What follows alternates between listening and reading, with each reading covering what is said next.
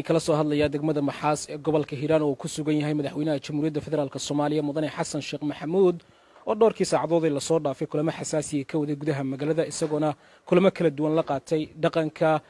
beelaha kala duwan ee gobolka Hiiraan gaar ahaan kuwa taageersan maamulka Hiiraan State la magac baxay ee uu hogaaminayo Cali Jayte Cusmaan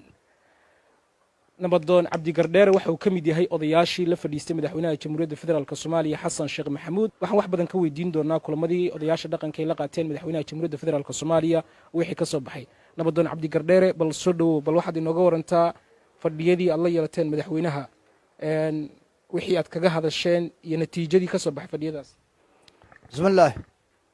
walxamdulillaah wasalaatu wasalaamu calaa rasuulillaah ما بعد السلام عليكم ورحمة الله وبركاته أننا وحن جوجنا دقمة محاسوين وحن كنا من الدلب ومدحوينها جمهورية فدرالكا ومن الدلبي وحن نلصق عندهم مدحوينها هيران ستيت وحن نوجو يري وحن قلنا مد يوركاينين وايس قبواي waxay isugu kayn dhimanuna ma jiraan arrinkaas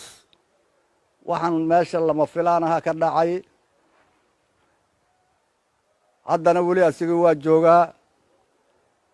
3 fadhiyaan ku kala tagnay fadhigii ugu dambeeyaan ka soo baxnay waa isu kayn qabo waaysay dadku haddii uu siyaasiyiin iyo dhaqan yahay waxaa ka dhaxeeya talada dalkana nin keliya kama go'do nin oon tala u xiran tahay aa noo yimid dalkana madaxweyne ka ah waxaan annagu qabnayne waa qaabili waaye waxaan kula hadalnay innagu waa iska noqon doonnaa haddaan hiiraan state nahay nabadoon Cabdi Gardheere waxaad sheegtay in 3 fadhi aad la yeelateen madaxweynaha Soomaaliya Xasan Sheekh Maxamuud fadhiyadaas inay ku soo dhamaadeen natiijo la'aan bal waxaad inoo sheegtaa waxa sababay inaad isfahmi weysaan idinkii madaxweynaha hal iyo labo waxa sababay madaxweynuhuna wuxuu watay qorsho asiga u gaara annaguna waxaan niri annagoon tashan qorsho ku xiran ma fulin karnee aan tashanno ما تيجي هلا فوليو أنت شنو يعني تيجي هلا فوليو أنا كوسا كلا تجنا واقع بدأ هردكتين مركب مدحوينه وإذن كدي ذي محي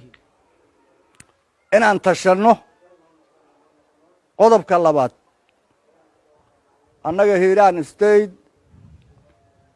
شبه الله السرع يهيران